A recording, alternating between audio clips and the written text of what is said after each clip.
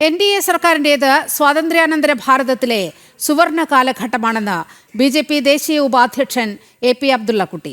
ലോകത്തിലെ ഏറ്റവും വലിയ ക്ഷേമ ഭരണമാണ് നരേന്ദ്രമോദിയുടെ നേതൃത്വത്തിൽ നടക്കുന്നത്. എല്ലാ മേഖലയിലും മികച്ച മുന്നേറ്റമുണ്ടായി. 1999 വരെ ഒരു എയിംസ് ആയിരുന്നു. എന്നാൽ മോദിയുടെ കാലത്ത് 15 എയിംസുകൾ വന്നു. BJPക്ക് മുസ്ലിം വിരോധം എന്ന് പറയുന്നത് തെറ്റിദ്ധാരണ മൂലമാണെന്നും അബ്ദുള്ളക്കുട്ടി പറഞ്ഞു. CPM-ഉം കോൺഗ്രസും അത്തരത്തിൽ പ്രചാരണം നടത്തുന്നു. മുസ്ലിം സമുദായത്തിന് റോഡും വീടും കുടിവെള്ളവും വൈദ്യുതിയും നൽകിയത് നരേന്ദ്രമോദിയാണെന്നും AP അബ്ദുള്ളക്കുട്ടി കോഴിക്കോട്ട് പറഞ്ഞു.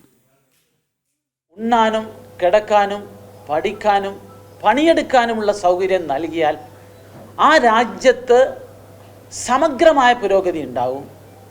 അതിൻ്റെ ഏറ്റവും വലിയ തെളിവ് ഒരുപക്ഷെ നരേന്ദ്രമോദിയുടെ ഈ സുവർണകാലത്തെ ഏറ്റവും വലിയ നേട്ടം ദാരിദ്ര്യരേഖയ്ക്ക് മുകളിലേക്ക് 25 കോടിയിലധികം ആളുകളെ ഉയർത്തിക്കൊണ്ടുവരാൻ സാധിച്ചു എന്നുള്ളതാണ്. BJP മുസ്ലിം വിരുദ്ധ പാർട്ടിയാണെന്ന് പറയുന്നത് പച്ചക്കള്ളമാണ്.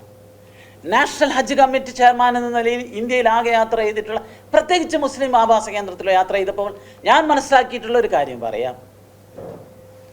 വടക്കേ ഇന്ത്യയിൽ മോദി സർക്കാർ, യോഗി സർക്കാർ വരുന്നതിന് മുമ്പ് വരെ കോൺഗ്രസിൻ്റെ സുവർണകാലത്ത് പോലും ഒരു ടാറിട്ട റോഡ് ചെന്ന് അവസാനിക്കുന്നിടത്ത്, ഒരു കുടിവെള്ള പദ്ധതി ചെന്ന് അവസാനിക്കുന്നിടത്ത്, ഒരു വൈദ്യുതി ലൈൻ ചെന്ന് അവസാനിക്കുന്നിടത്താണ് മുസ്ലിങ്ങളുടെ ഇരുണ്ട കോളനികൾ.